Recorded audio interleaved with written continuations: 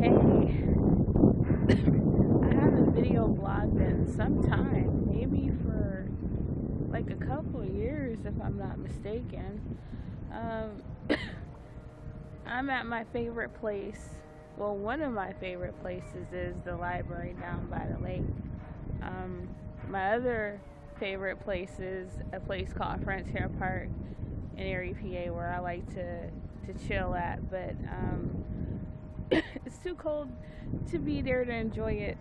But just got out the library and been doing a lot of thinking. Um, I've been thinking about like these past couple years of it's been rough. But I can say this. A couple years ago, I think it was it's a long time ago, put it that way. I want to say 2004, I went to seminary, which is Bible college, and got my minister's license. And I was all set to save the world from poverty and want to give hope to people. And when I got out of seminary and into the real world, I found out that church people weren't too friendly.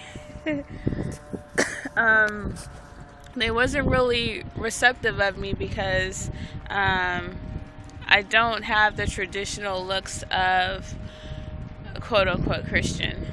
And I had the piercings, I had the tats, and here I am, I say I want to be a minister of the gospel. And so to make a long story short, I was so disgusted with the church and how they treated me and how they treated others like me that I just decided not to be in ministry anymore. So I was like Jonah, and I went like the total opposite way. I ran far away from the church as possible. And only to come back to the conclusion that I can't change what I am. I love God. I love God's people, His creation. And I just want to send a message of hope through my artwork, through my words, through my poetry, through my photography. I just want to be able to spread hope and love. Sometimes I look at everything around me and it scares me because honestly, I wonder what the world is going to look like 5 and 10 years from now. And I think about my kids and my kids' kids, my grandkids, and wonder what type of world are they going to be in, because it just seems like there's just so much and it doesn't seem like it's getting any better, which is sad to say. What I do know is that I do have my own set of struggles, you know. I'm not the richest person in the world. I don't have a car. I live in the projects. Money-wise, economic-wise, I'm not the most stable person in the world. But blessing-wise, I can say that I feel like I'm the richest at times because I have family. I have a wonderful boyfriend in my life. I have a wonderful church that I belong to now. One thing I like about the church that I belong to is because Omega Harvest Ministries, it's like I'm in the same sanctuary with a bunch of people who don't fit the bill of being traditional stiff-necked type of Christians. I'm free to be who I am and be myself. And so all that I want from my life right now is just to become everything that God has for me to be. I done went through a lot of stuff. As a matter of fact, I was going to go through my YouTube page and erase some of the old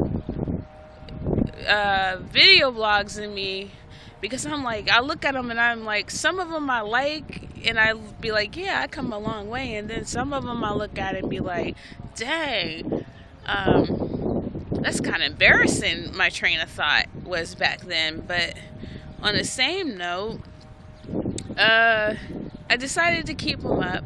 I decided to keep all the bad ones up along with the good ones, because that's who I was. That's what I've been through. That's just me. So, and nothing to be ashamed about. I thank God that my mom is still with me. Went through a lot together.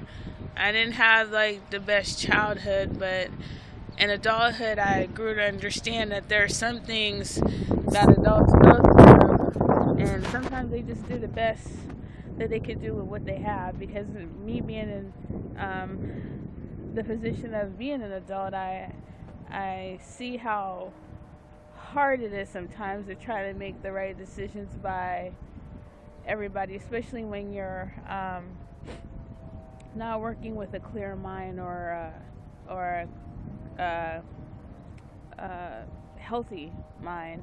And I'm just glad my mom's here, because if y'all haven't heard, my mom she's battling breast cancer, and I'm believing in for a full healing and a miracle for her. Right now she's doing really good, but a month ago I thought I had to say goodbye to my mom, and that killed me, because I thought about like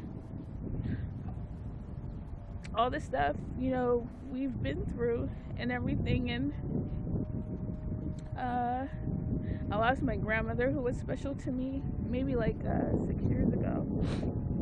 Then I lost my father, who I never really got a chance to get close to like I wanted to,